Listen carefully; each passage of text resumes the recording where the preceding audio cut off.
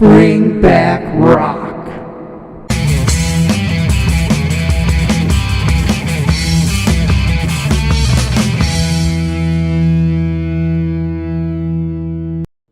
Alright, so the first album that you guys said was underrated was Savatage, Power of the Night.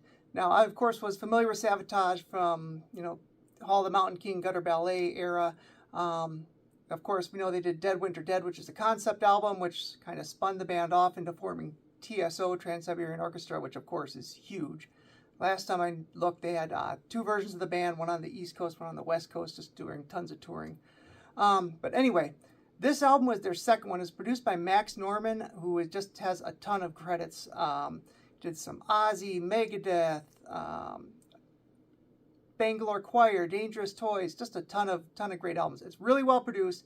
I wasn't super familiar with the album, so I went back and I listened to it, and you guys are 100% right. This is an underrated album. Just great. What got me was the guitar riffs. Just great guitar riffs, great guitar sound. Power of the Night is absolutely an underrated album. The next one you guys had is one that I absolutely should have had on the list, and that is Loudness, Thunder in the East, which was their first album in the U.S. I believe it was their fifth album overall.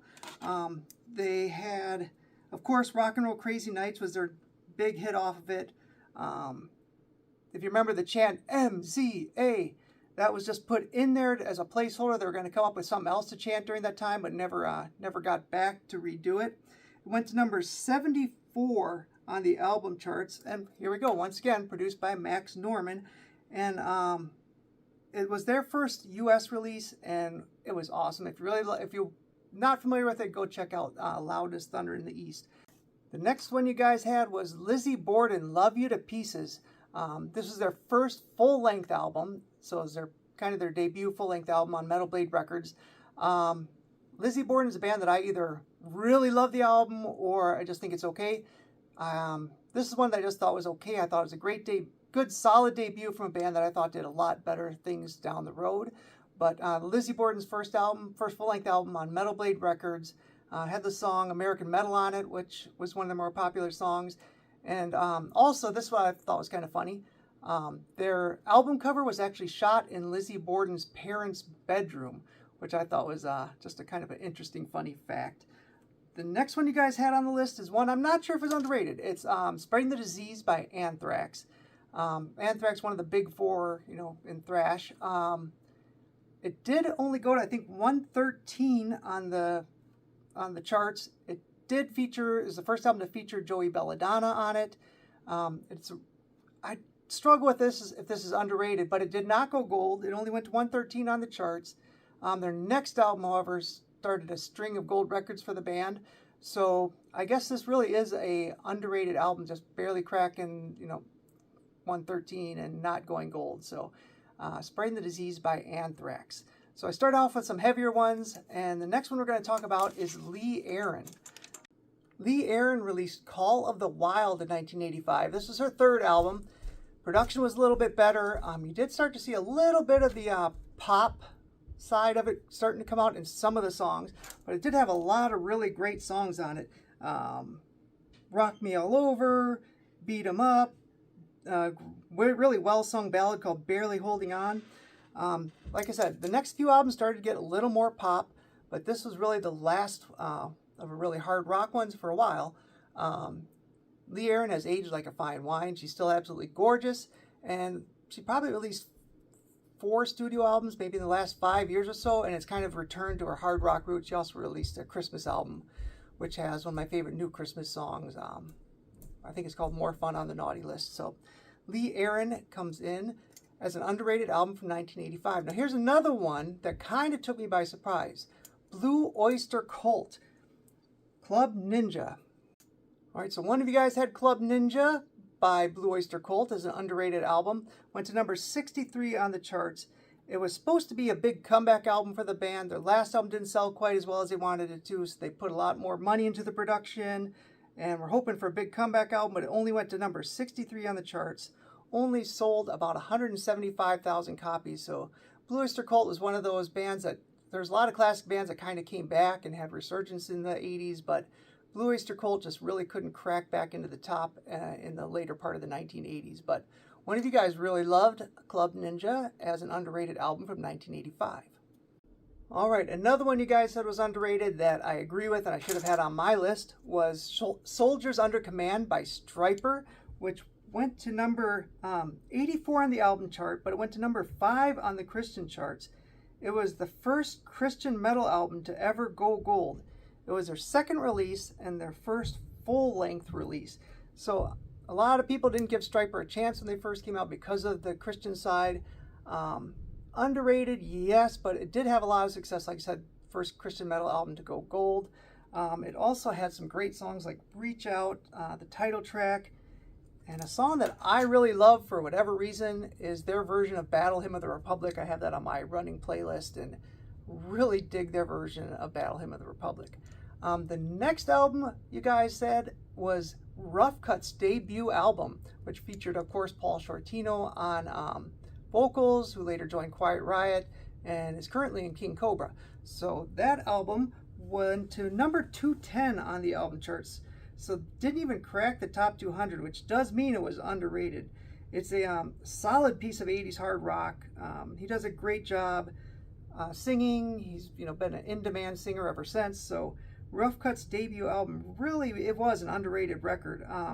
Right now there are 2 versions of the band out there with different original members, which it happens. So there's 2 versions out there. Some of the one song was co-written by Ronnie James Dio on it, and that was Take Her. And his wife, their manager, Wendy Dio, also had 2 songwriting credits on the album, which I found kind of interesting. So Rough Cutt's debut album, underrated, and released in 1985. All right, like I said, we got a lot of albums to get through. Next one that you guys said was underrated, and it was King Kobra's Ready to Strike.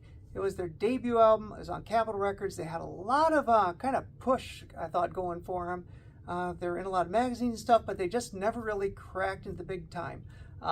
Ready to Strike's really good. A lot of the members went on to do other things there. Actually, they put out a song on the Transformers soundtrack under the pseudonym Spectre General. But members went on to go on to join Bullet Boys, Blue Murder, Wasp, Mark/Marcy Free went on to Signal and Unruly Child, and they really were a very good band that just didn't have the success they deserved. King Kobra Ready to Strike. Another band that did not have the success they deserved until later on anyway is Kix. So Kix's Midnight Dynamite did not chart when it first came out in 1985. It did chart later on after they had the success with Don't Close Your Eyes, the single Don't Close Your Eyes, and then it did chart in the top 200 at 177. They're a band that really good, kind of AC/DC riffs, and then of course Whitman's vocals. Really, really good band. Didn't really have that success until, like I said, a couple albums later, and then they kind of blew up, but then they released some follow-up albums I thought were great that didn't do as well. So anyway, Kix, Midnight Dynamite, like I said, it did not chart initially, but when they had success later on, it did crack the top 200. So it did get some success later, but definitely an underrated album. So Kix, Midnight Dynamite, underrated, from 1985. Next up, we have White Lion, Fight to Survive. Now this was released on Grand Slam Records, and it came out and didn't again chart until after the success of Pride. Then it charted at 151. Vito Bratta, the guitar player, obviously, he doesn't really love the album because he improvised a lot of the guitar parts, and he was supposed to be able to go back and do proper solos and proper guitar parts, and they just ran out of time and money, so that never really happened. So White Lion's debut album, Fight to Survive, underrated, came out in 1985, preview to some future success. Next album that came out in 1985 that you guys thought was underrated is Helix, Long Way to Heaven, which is an album I have sitting right over there. I was just playing it not too long ago. So Helix, Long Way to Heaven came out in 1985. It was somewhat successful. It was their 5th album.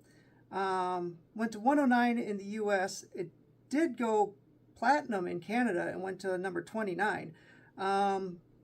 They toured with Accept and Keel in the US for this album.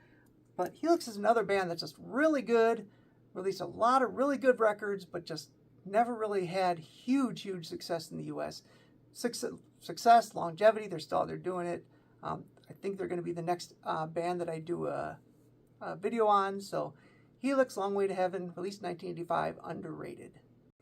And wrapping up your underrated albums from 1985, we have a band from Germany, Accept and Metal Heart, which I thought had more success than it actually did. So it is an underrated album.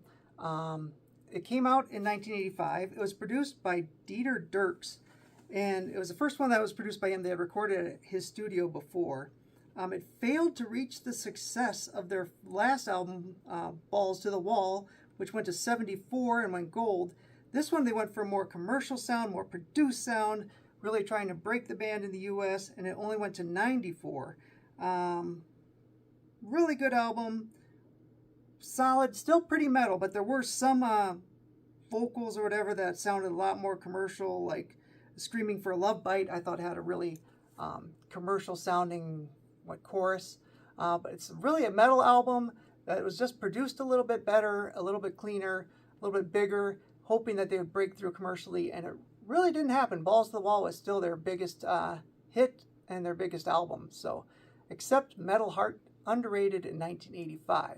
All right, so that should do it. That is your underrated albums from 1985. Like I said, you want to see what I had underrated, you can go check back. That video came out about a month ago. Underrated albums from 1985, hard rock and metal albums. Appreciate everybody sending me their comments, sending me their suggestions, sending me their underrated albums, helping me make this video.